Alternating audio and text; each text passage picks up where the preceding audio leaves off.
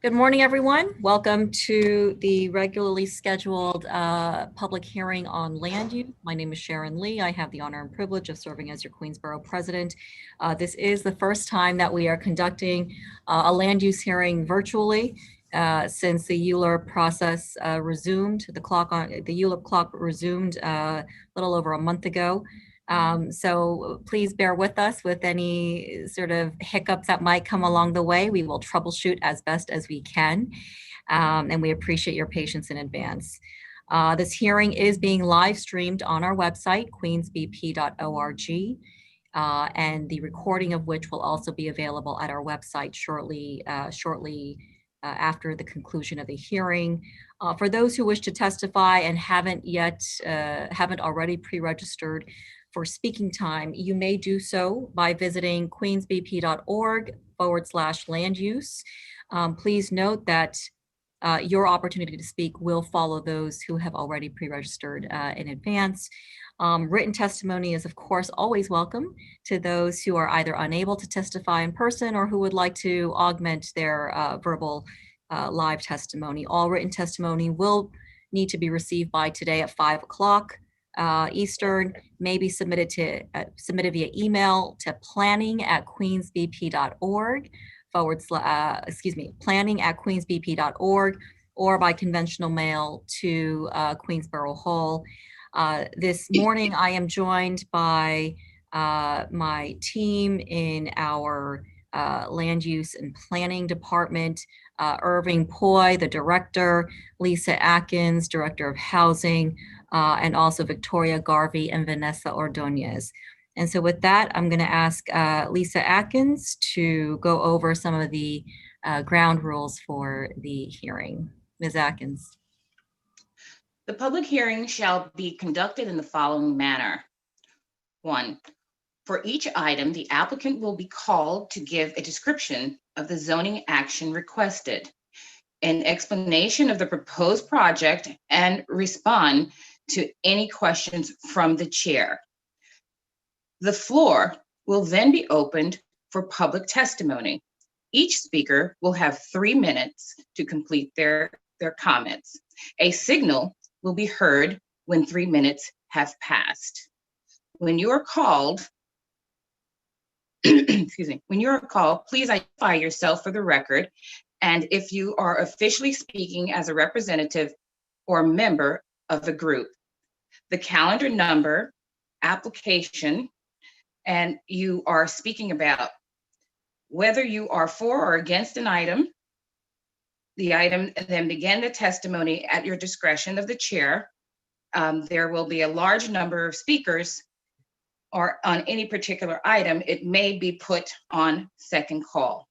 Speakers for and against that item may also be called to testify in alternating basis.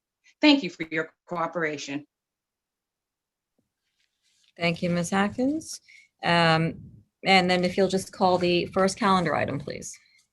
Calendar items number 1 and 2, ULURP number 190517ZMQ and ULURP number 190518ZRQ are related items and will be heard together.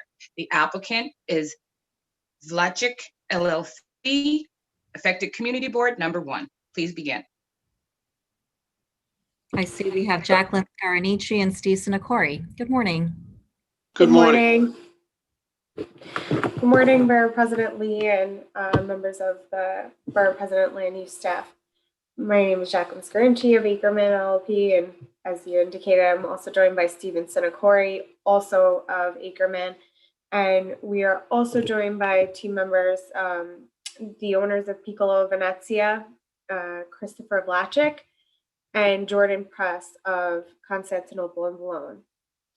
Today, we're here to present the proposed rezoning of Block 701 and also Block 605, which are located on 28th Avenue between 41st and 43rd Street in Astoria.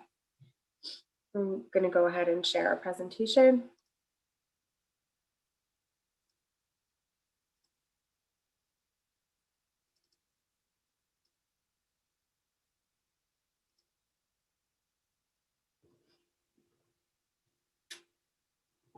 The proposed rezoning will bring a number of buildings, existing non-complying buildings, into conformance and into compliance, and also will allow for the redevelopment of Piccolo Venezia, a long-standing Italian restaurant in Astoria at the corner of 42nd Street and 28th Avenue. I will now turn it over to Christopher Vlacich, who will give you a brief overview of Piccolo Venezia and their history within the Astoria neighborhood.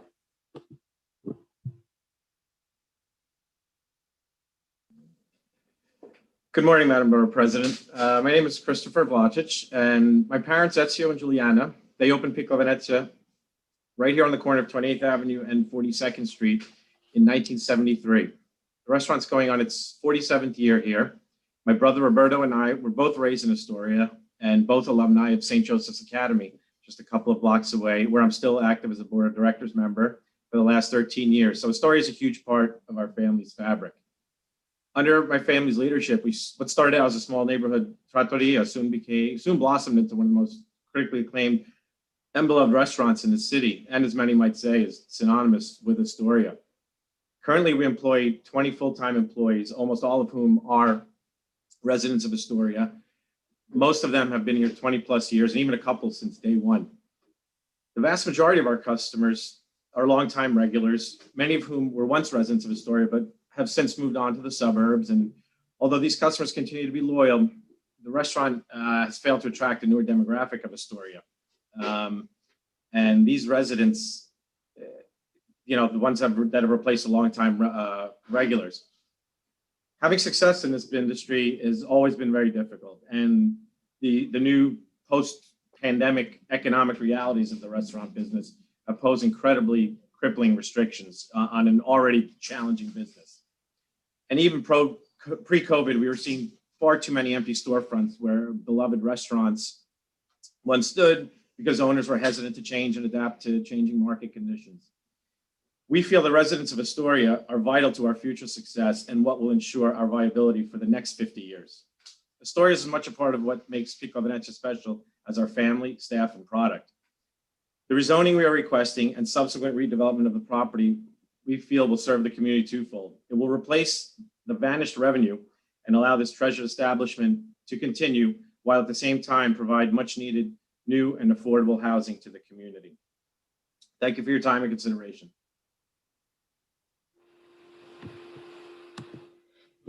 So to provide context on the rezoning, it's currently these two block fronts along 28th Avenue are currently zoned R5, and they have been since the enactment of the zoning resolution. However, as part of the 2008 Astoria rezoning, a number of areas immediately to the west of the site were upzoned to R6A, which is what we are proposing for these two block fronts here. As I indicated, a number of the existing buildings within the rezone area are overbuilt and built more in context with the proposed R6A zoning district. Just to show, here's the site again. And then just to show you the context of the other block front, these are pre-war buildings that are built to 4 and 5 stories. The building immediately adjacent to Piccolo Venezia is a five-story building, and the proposed redevelopment will be consistent with the street wall condition that is existing there today. Here are some additional pictures along 28th Avenue to provide further context of the proposed R6A zoning. We're requesting 2 land use actions. The first is from an R5 and R5C12 zoning district to an R6A and R6A C12 zoning district, and also a zoning text amendment to designate the entire project area a mandatory inclusionary housing area. Here is an overview of the proposed project. Will be a new mixed-use 6-story building with 44,568 square feet of residential floor area, approximately 51 dwelling units, of which 13 are proposed as mandatory inclusionary housing units that will be in compliance with MIH option 1. And then on the ground floor, we will have 6,920 square feet of space for Piccolo Venezia. As Chris indicated, they're looking for a new and upgraded space for their patrons. Additionally, the project will be providing 66 parking spaces in this cellar level, and there will also be 10 surface level parking spaces. 19 of those parking spaces are required residential, and the rest will be for the restaurant. And we note this because we're providing additional commercial parking here because we recognize that a number of the patrons do drive to the restaurant, and then also just to have adequate parking for this neighborhood.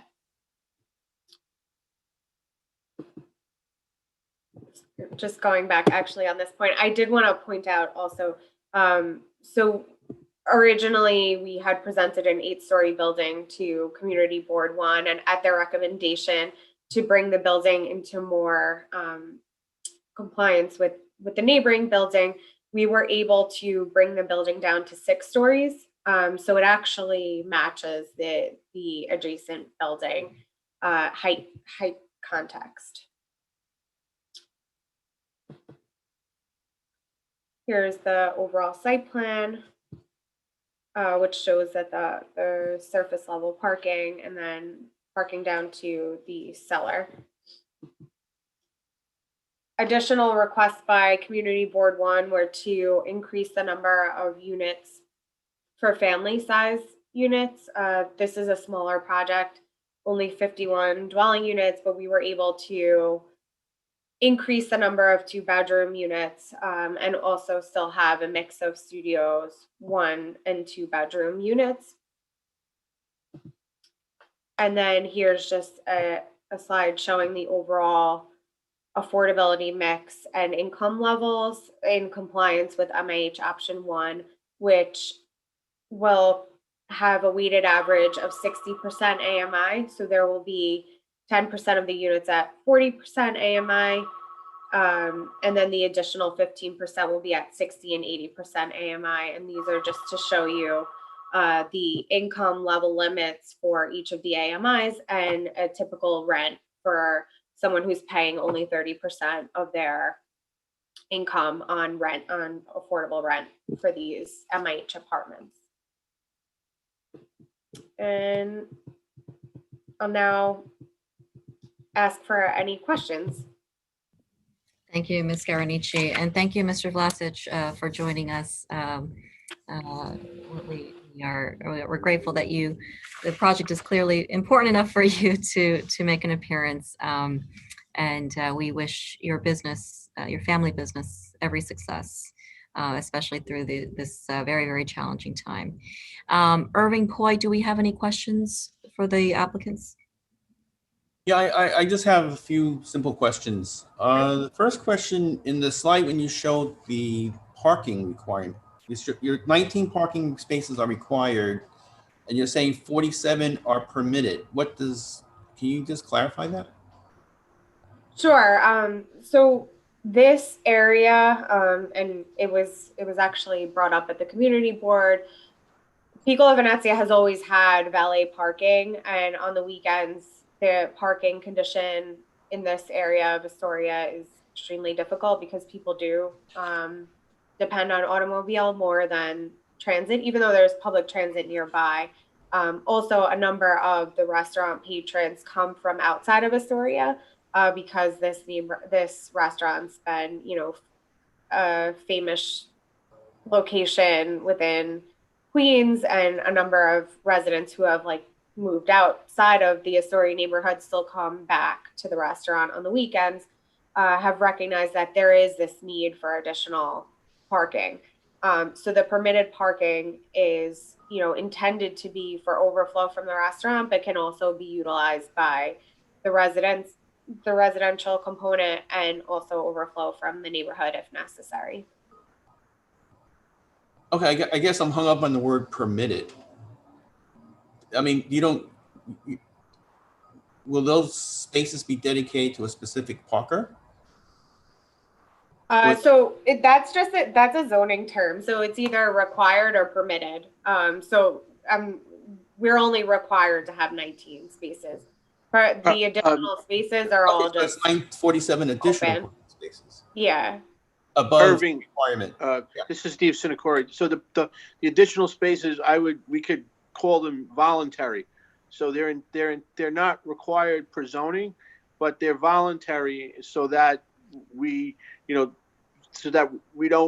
want to be a burden on the residential neighborhood. We're providing the additional spaces because we believe there'll be a demand for them with respect to both the restaurant and the building. So we're just providing those additional spaces. That's really what it is.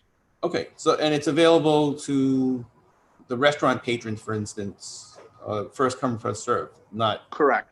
Okay. Correct. And the second question is, you've reduced the size of the building from 8 to 6 stories, and I'm looking at the illustration, and there's no required setbacks. So the required setback is at 6 stories. So we're going straight up for the 6-story street wall. And I think the design element of that is that it's consistent with the neighboring building. I think it would actually, to have a setback here would actually make the experience along 28th Avenue inconsistent with what is there. Right, but bottom line, you meet the zoning requirement, so there's no required setback. That's correct, yeah. Okay. I have no further questions. For the construction and or service, once it is constructed, are we using union labor? So this project will be applying for the Affordable New York program, and we'll be paying prevailing wage. But given that this is a smaller project, it's only 51 units. We're gonna have an open shop on a trade by trade basis, but and it would be open to union or non-union labor.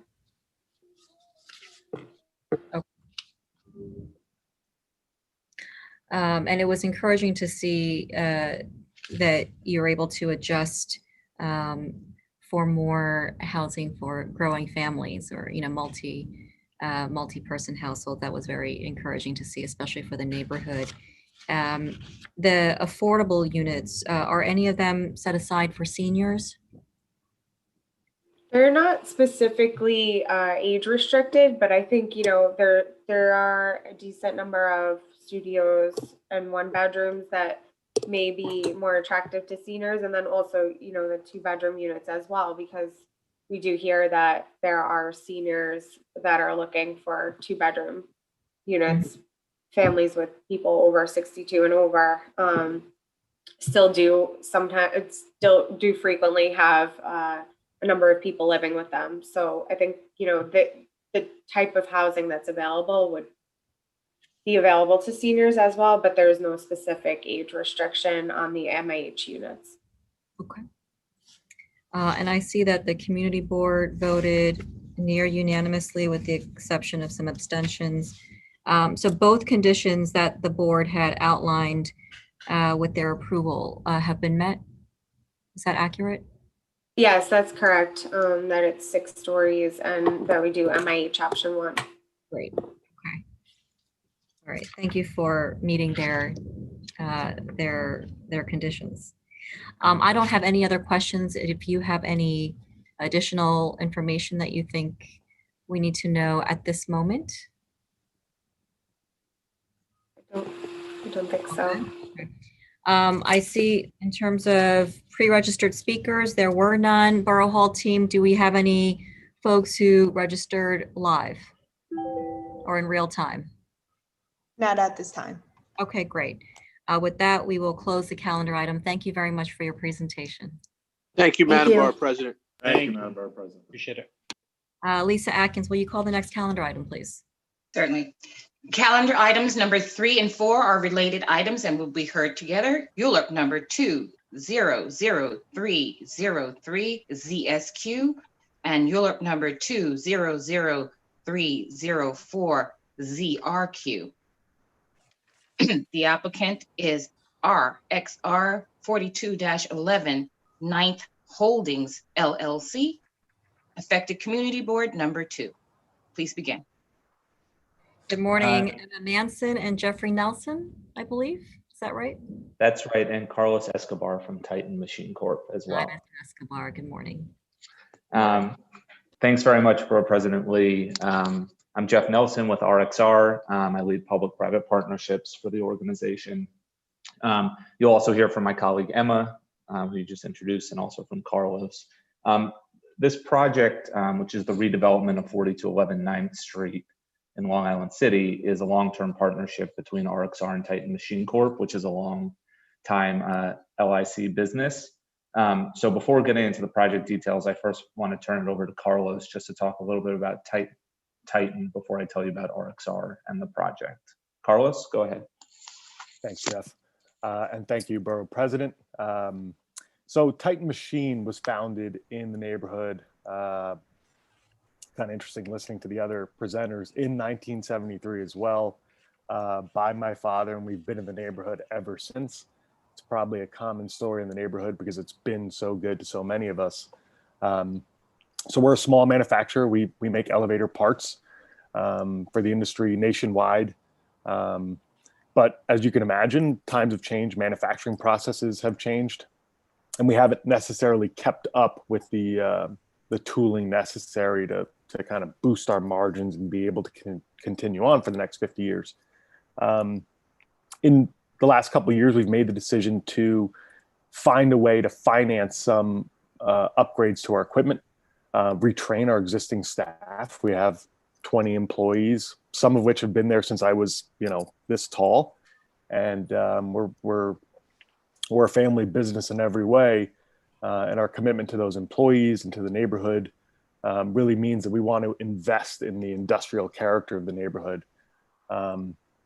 So we believe we're pretty lucky in finding RXR who shares that commitment to the neighborhood, and in partnering with them and becoming a long-term partner in the project.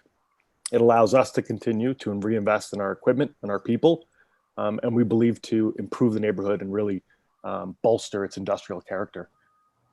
So with that, I'll turn it back over to the RXR folks to give you a little more insight into the project specifics.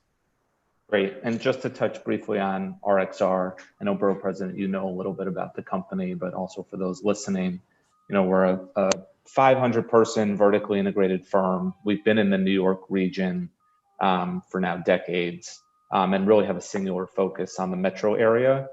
Our portfolio is about 25 million square feet of commercial space, and that includes buildings both in the Manhattan CBD as well as in Long Island City, including the Standard Motor Building, and in Brooklyn by the Navy Yard at 47 Hall Street. Our motto is doing well, or doing good and doing well means doing better. And we think that really manifests itself in the projects we undertake and in the partnerships we form with companies like Titan, and trying to deliver projects that meet the expectations of the communities in which we operate. So as I said, we go to the next slide, Will. We've been in New York for a long time. We're long-term believers in New York, and particularly during this time of COVID. And that's particularly true of Long Island City and its prospects for the future. While we're still in the midst of the pandemic, we think ultimately the outcome is that some of the trends we've seen will accelerate in the coming years. And by that, I mean demand for hybrid workplaces and a more distributed model for companies to put their employees in places like Long Island City. You think about employees getting on the subway to reach Manhattan CBD. We think now people will really value that walk to work opportunity in places like Long Island City. And of course, value being in new buildings and new construction with the latest in health and wellness. And that focus on health and wellness is something we've really been kind of zeroed in on during COVID. We pride ourselves in being nimble and able to adapt to a changing environment. And so when COVID hit, what we really did is brought RXR's resources to bear on thinking about how we could adapt to kind of this new normal. And the result of that is RXWell, which is a new platform that we built to provide confidence to our tenants and partners and others who are trying to reopen their offices and businesses right now. We worked with Microsoft and Northwell on this platform, and it's everything from a COVID screening app to a building wellness and health index, and new systems for buildings, and set of strategies for really making people feel that they're safe and can return to work in their buildings. So we think that'll be an important element of this project moving forward. I'm going to hop now into the project details. So the proposed project's a new industrial and commercial building, and to enable that new building, we're here requesting consideration and approval under ULURP to implement the Industrial Business Incentive Area zoning program. IBIA is a policy initiative formed by city planning to basically spur the development of new industrial space and counteract the loss of space in places like Long Island City. I'll talk a little bit more about that in a couple slides. But the resulting project will create 1,500 jobs, substantially increase the industrial space that's on site, and then leverage a number of community partnerships that we'll get into a little bit more detail on. The project itself is located in Queens Plaza South between 9th and 10th. So it's right across from the bridge on the other side of Queensbridge houses. It's about a 10-15 minute walk to the F at Queensbridge, and obviously all the trains at Queensboro Plaza. The current building that Titan occupies is 1.5 stories, and it sits on about a 50,000 square foot footprint. Titan has about 45,000 square feet of industrial space, and then some ancillary office space. And I think, as Carlos mentioned, they have about 20 employees on site. So we think with this new project, we'll be able to really boost the number of jobs on site.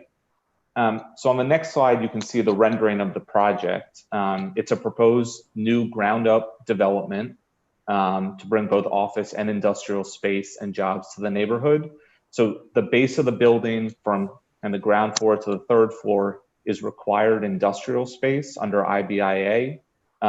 That space is about 70,000 square feet, which is about a 50% plus increase to what Titan has on site today. And then above that required industrial space is office space, commercial office space. We'll talk a little bit more about the design later in the presentation, but the things I want to highlight are widened sidewalks, a landscaped open space on 10th Street, and some public art that will also be featured, as well as some corner retail to help activate Queens Plaza South. So the reason we're here is the ULURP is required to permit that office use and to implement the IBIA zoning framework. So in terms of IBIA, you know, as I mentioned, Long Island City has lost millions of square feet of industrial space over the past, 10, 15 years.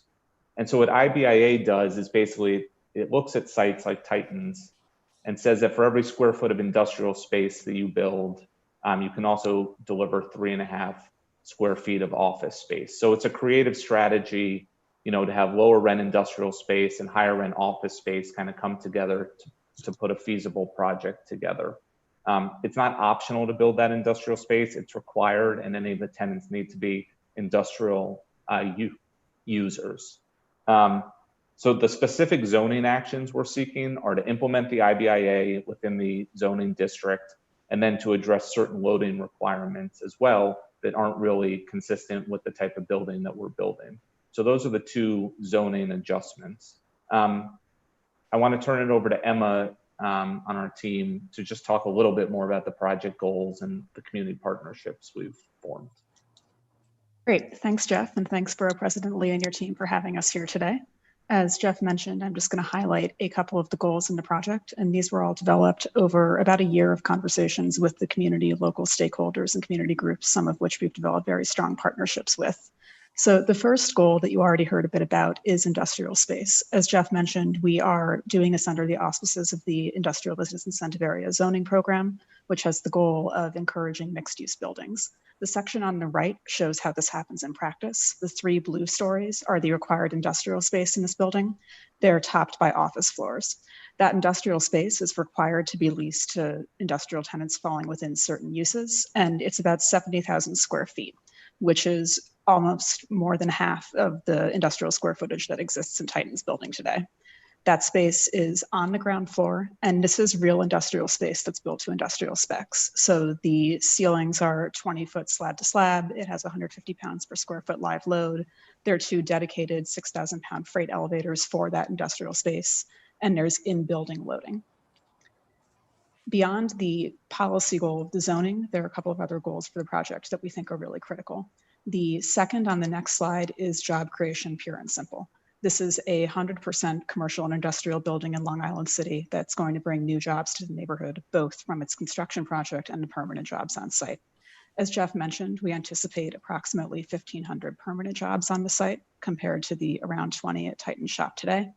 Those will include up to 300 to 350 industrial jobs, and the balance will be office jobs. And one thing we want to highlight here is that these are office jobs that are within walking distance to Long Island City residents and a short train ride from other Queens residents, Astoria, for instance. And since today, almost over 82% of office space is in Manhattan, this is really a big step for Queens and for seeding business districts outside Manhattan core. We, are fully committed as a goal to making sure that these jobs are accessible to our neighbors, as we're going to be a neighbor and a hopefully anchor in the community. We focused on this in 3 ways, looking at the construction jobs, the permanent jobs, and then the building service jobs.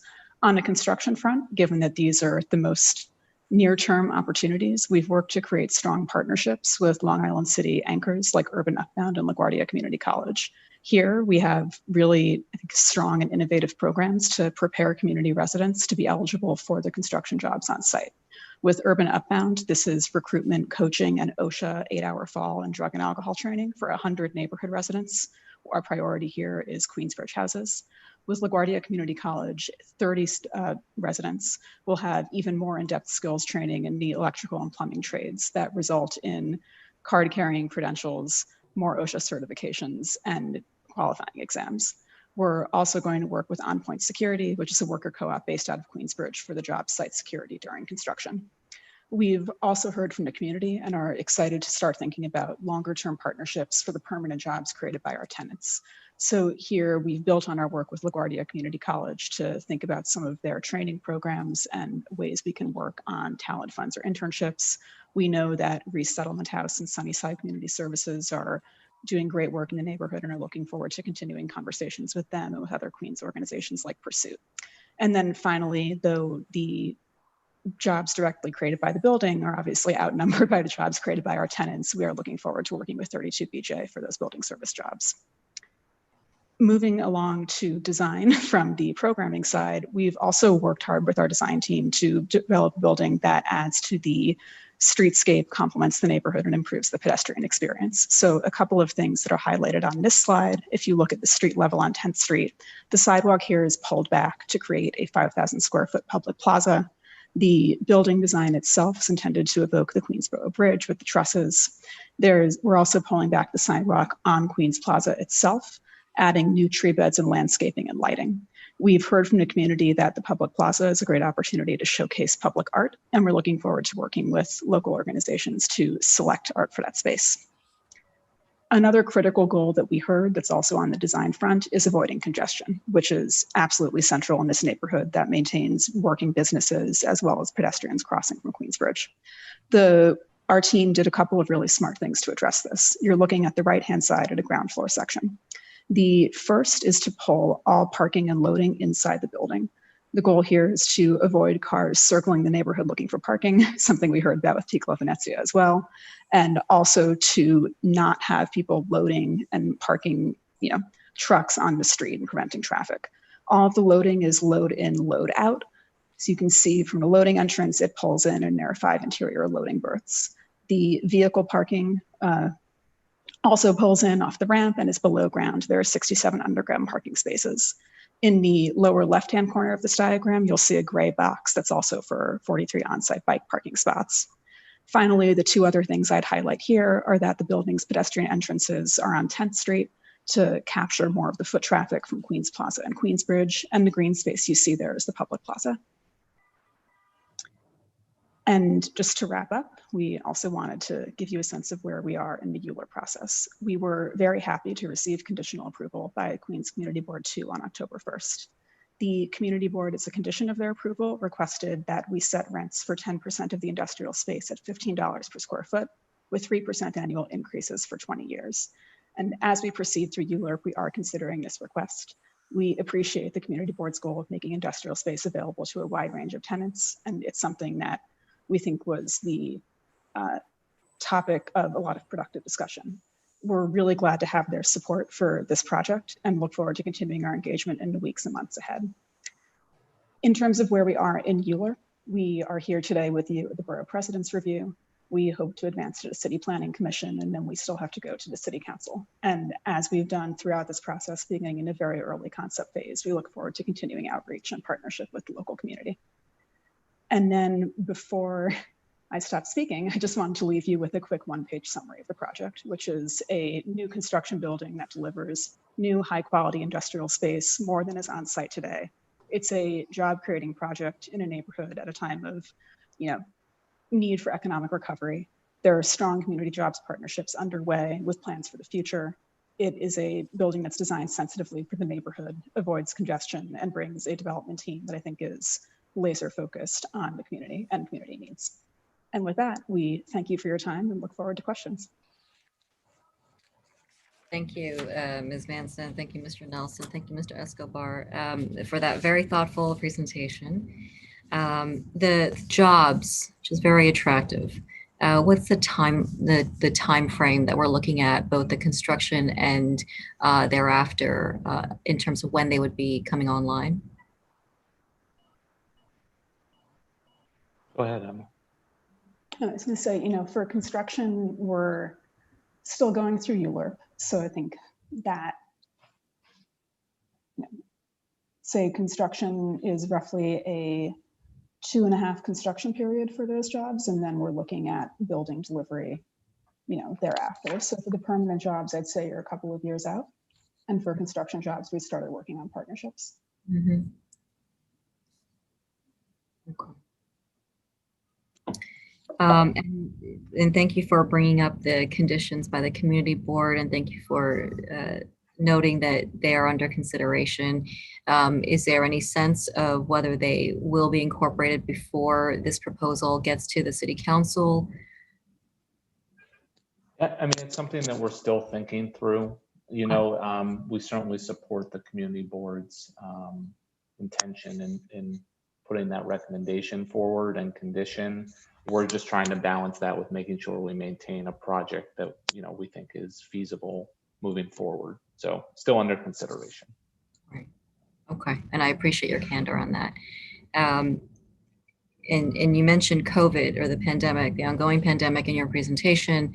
The pandemic has certainly actually changed the DNA of some industries, actually. And clearly this well thought out, and especially the partnerships, that's a long time in the making, I can see. How has the pandemic altered, if at all, your application or your proposal, your plans? So I think in a couple ways, first, with respect to the building specifically, we're obviously very focused from a design standpoint and from an R6A standpoint in making sure that we're integrating that program fully into the building. Candidly, we already had best-in-class, systems and such in place, but just thinking about how you put elevators in and program vertical circulation or screening people coming into the building, all of those considerations we now all think about now and weren't thinking about as much 9 months ago. And then I think in terms of the tenancy and so on, we're obviously still in the midst of the pandemic, and there's been a lot of dislocation within the New York office market and in Long Island City, even with various spaces. And so that we need to work through that a little bit. But I think the long-term thesis around the strength of Long Island City, distributed workforces, hybrid home and work spaces all speak to, I think, the great potential for this project, in the neighborhood. Irving Poi, do we have any further questions before we open it up to public testimony? Yeah, I just had a couple of questions. The first question is, unless I missed your presentation, in terms of square footage, what's the as of right square footage and what's the square footage with this application? It's an interesting question. The building application is for a 400,000 gross square foot building, which is actually an as of right envelope that's permitted today by existing zoning for community facility uses. So what we're requesting is a 6.5 FAR building, but to use a portion of that FAR for office rather than medical facilities or a house of worship, which are the two permitted uses today. But we're not asking for an increase in height or bulk over what is currently permitted on the site. So if I'm hearing you correctly, the change is really the types of uses rather than community facility, it's more industrial, commercial. Yes, That's right. Exactly correct. Okay. And it might be a little bit early in the game to ask this question, but will you be building to spec in terms of who you lease to? Or do you have basic configurations of the spaces you'll be building? So it'll be a combination, Irving. I think our expectation is that there'll be some tenants identified, early on in the process for whom there'll be more tailored delivery of space, and then the balance of the building would be, general space available to the market after the building has been constructed. Okay, and my last question is about the parking and the loading. Mm-hmm. I know that everything is off street to avoid having things in the street. In terms of reservoir space, both for the parking and loading, how have you accommodated for that? So that you don't have cars or trucks queuing in the street. I think the building has been designed with our traffic engineers and the design team and is based on their assumptions of space requirements and best practices for parking. The loading itself is designed to permit load in, load out on 9th Street. So you won't be obstructing cars as you move in. I don't know if that answers your question. Yeah, I guess it's kind of hard to fully answer without knowing your tenants, but that basically does answer the question. Yeah, we've done traffic analysis and went through, review with city planning on that front as well. That's a highly sensitive area in terms of traffic, so any kind of queuing in the street would be. Yeah, we have definitely heard that loud and clear. And yes, we've worked obviously closely with DOT during the environmental review and city planning to make sure that the plan, does not cause issues, and that's again one reason why these loading berths have been pulled into the building. Even if you think about trucks outside idling, loading, unloading, we've now pulled that into the building itself. Right. Okay. Thank you. I have no further questions. Okay. We may have some follow-up questions, so if you'll bear with us, we'll open it up to pre-registered speakers first, and then we'll check if there were any registrations in real time. First, we'll have Tom Gretsch of the Queens Chamber of Commerce speaking in favor. I don't have any registered speakers speaking against, so we'll just go right through the speakers list. Tom Gretsch of Queens Chamber of Commerce, followed by Elizabeth Luskin of the Long Island City Partnership, followed by Bishop Mitchell Taylor of Urban Upbound, followed by Brendan Levy, also of the Queens Chamber. Mr. Gretsch, welcome. Good morning.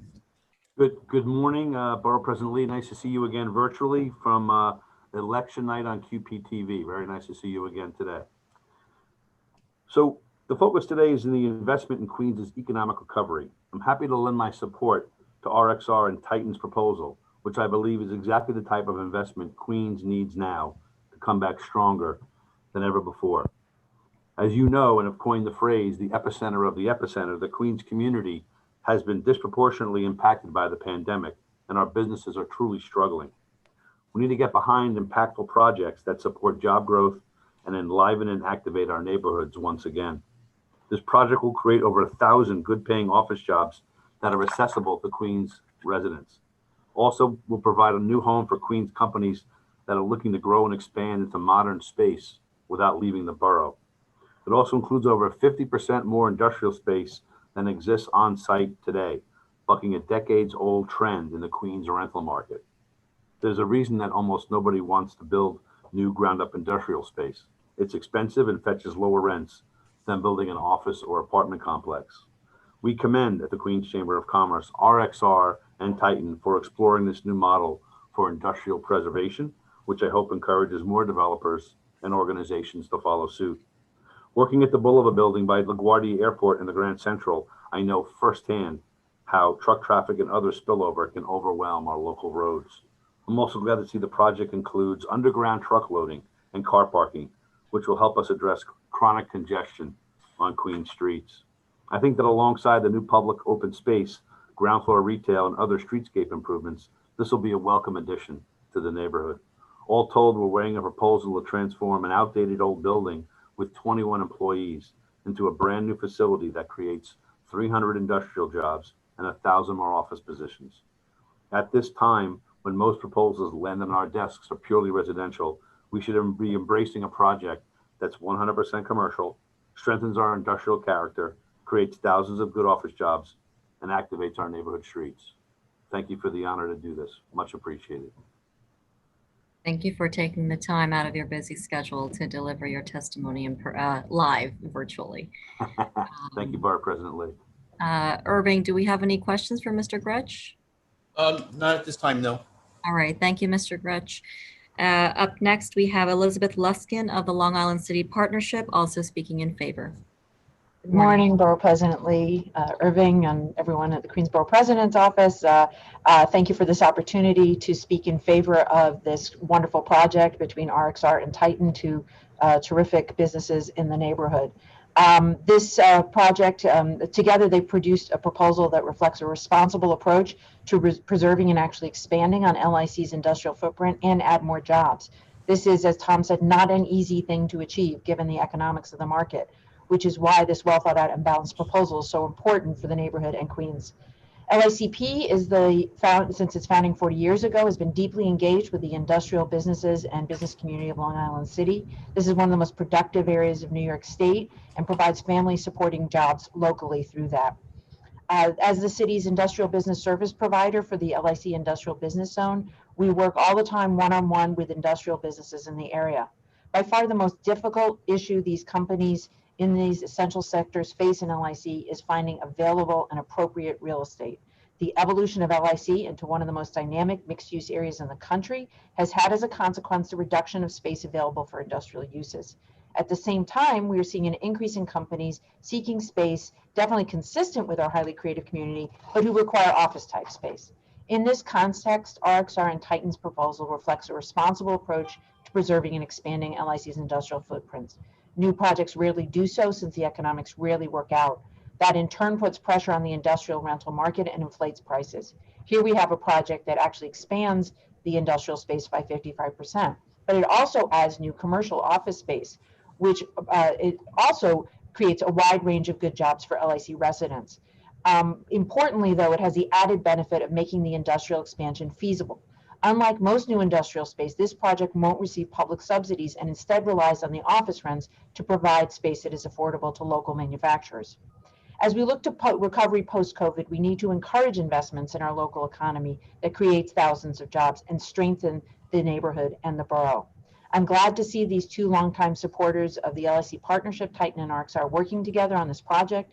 If the project does not move forward, it will be a real missed opportunity to preserve the local manufacturing cluster that includes so many businesses, and it will provide as many as 350 new industrial jobs and over 1,000 office jobs, a huge increase over the existing 21 jobs that occupy in the building. We hope that you will recognize the importance of this project as a real-life demonstration that the expansion of industrial space and the creation of office space can together produce a market-viable project in Long Island City. This will be a great example of what is possible for the future. I'm also submitting my testimony in writing. I've sent it to Irving. Wonderful. Thank you, Ms. Luskin, for taking the time out of your busy schedule to deliver your testimony live. Irving, do we have any follow-up questions for Ms. Luskin? No, not I don't. Thank you. All right, thank you. Up next, Bishop Mitchell Taylor of Urban Upbound, followed by Brendan Levy of the Queen's Chamber. Bishop Taylor, are you with us?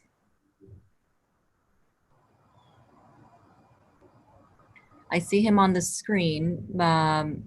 Bishop, we'll need you to unmute yourself. I'm unmuted. Good morning. Can you hear me? We can hear you loud and clear. Oh, okay, great, great. Can you see me? We cannot. We cannot see me. Okay, that's not a good thing. Oh, now we can see you. Okay, all right. We can hear All you. right. Good morning. Well, thank you so much for allowing me to come in. Can you guys fix this camera thing? Okay, I'm sorry. They're trying to fix this. You know, you have 3 minutes, Bishop. Okay, am I using my time now? Okay, excellent. Okay. well, let me say this. Hey, Irving, how you doing? Let me say to Jeff and to Carlos and to all the previous speakers, Tom and everyone, this is an exciting time for us here in Long Island City. RXR and Titan's commitment to our community is as strong today as it was 2 years ago when we began this conversation. I believe that the equity enhancements that will happen as a result of this development are tremendous. And Urban Upbound is standing ready to provide the training, the OSHA training, and the job training and placement. But most importantly, you know, we're launching 100 new small businesses. And this is the kind of development that will foster and enable young entrepreneurs and small businesses to thrive in this economy, especially now in the recovery phase that we found most of our clients and residents facing. And so we wholly support this project, as has already been outlined by Emma, who did a great job. There are tremendous things that are already happening as a result of the RXR and Titan partnership. And of course, Titan has already been a strong community partner to the Northwestern Queens community, and all of us here have enjoyed those relationships, and we're looking forward to an even more enhanced relationship. As has already been said, On Point Security, a local cooperative business, is already contracted to do all the local security during the construction and hopefully beyond. So we're really excited about connecting young people to the entrepreneurial opportunities that this project will present. Thank you so much. I hope I didn't exceed my 3 minutes. Not at all. Thank you, Bishop Taylor. Irving, do we have any questions for the Bishop? No, he explained it well. Okay. Thank you. And thank you for taking the time to deliver your testimony live. The community partnership element of the presentation is certainly one of the strongest elements of this application. And certainly to see Urban Upbound and other very local, incredible partners was very encouraging to see. So thank you for delivering your testimony in person. Thank you so much, Madam Borough President. Up next, we have Brendan Levy of the Queen's Chamber. Is Mr. Levy here? I don't see him. He's not. He is not here. Okay. Perhaps he changed his mind. For folks who well, actually, we should just go into, do we have any who have registered to testify in real time? Any additional? No additional speakers. Okay. We will, as mentioned at the beginning, at the top of the hour, we will continue to accept written testimony up until 5 p.m. to this afternoon Eastern, planning@queensbp.org. You can certainly snail mail to Queensborough Hall as well. We'll take it back to the presenters. Irving, do we have any follow-up questions in light of the public testimony? I have no further questions. Okay.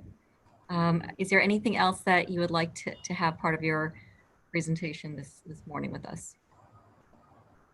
I don't think so. Thank you very much for your time. We really appreciate it. Thank you again for your very thoughtful presentation. And again, we love hearing about family-owned businesses, especially staying local, and we wish you every success. Thank you very much. With that, I believe that concludes our items on our docket. So with that, we will close today's public hearing. The next public hearing, Borough Hall team. There we go. The next regularly scheduled public hearing on land use will be Thursday, December 3rd, 2020, 10:30 a.m., very likely virtual. All that information can be found on our website, queensbp.org. Queens